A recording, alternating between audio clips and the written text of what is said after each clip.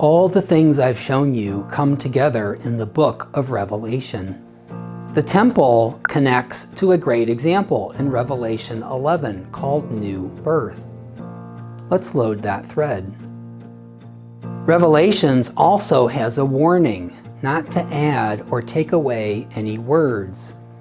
So I will be very careful with this passage. God's temple that is in heaven was opened, and the ark of the Lord's covenant was seen in his temple. Lightnings, sounds, thunders, an earthquake, and great hail followed. Jesus is the ark. He carries God's covenant into eternity. The lightnings are flashes of revelation, a light source. The word sounds is actually voices, all the people who come to him. The thunders are the words of God, as Jesus teaches. The scribes and Pharisees bring in a woman. A great sign was seen in heaven, a woman, clothed with the sun and the moon under her feet, and on her head a crown of 12 stars. She was with child. She cried out in pain, laboring to give birth.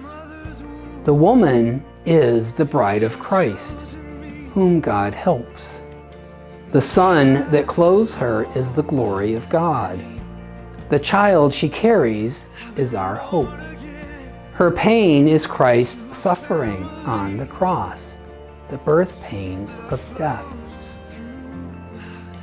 Jesus writes on the ground. Another sign was seen in heaven. Behold, a great fiery red dragon, having 7 heads and 10 horns, and on his heads 7 crowns. The dragon is Satan.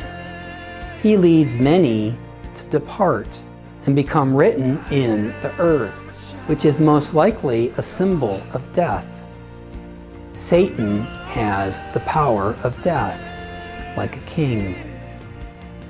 His tail drew 1/3 of the stars of the sky and threw them to the earth. His tail is the sting of sin. I suspect the stars are fallen souls, like the woman accused. Jesus will rescue her. The dragon stood before the woman who was about to give birth, so that when she gave birth, he might devour her child. People begin to leave, emptying the temple. You can almost see the souls disappearing, one by one, as the dragon eats them. The dragon has the power of death. Jesus remains with the woman whose accuser is gone. She gave birth to a son, a male child who is to rule all the nations with a rod of iron. Jesus is the son, the male child, the firstborn of the dead. The rod of iron is the power of God that shatters death, our accuser. The birth is a symbol of Jesus' death and resurrection. He brings the woman on earth with him, like a great multitude of angels who go into heaven. They go to a place where there are no dragons, no death.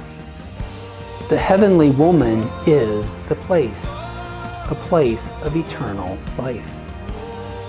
Her child was caught up to God and to his throne. This is where the revelation of the risen God began, sitting on a throne in the temple. Revelations takes us through the death and resurrection of Christ.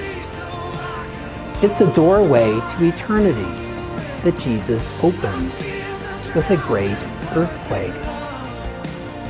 Perhaps we'll see when that door was opened, and an important question remains.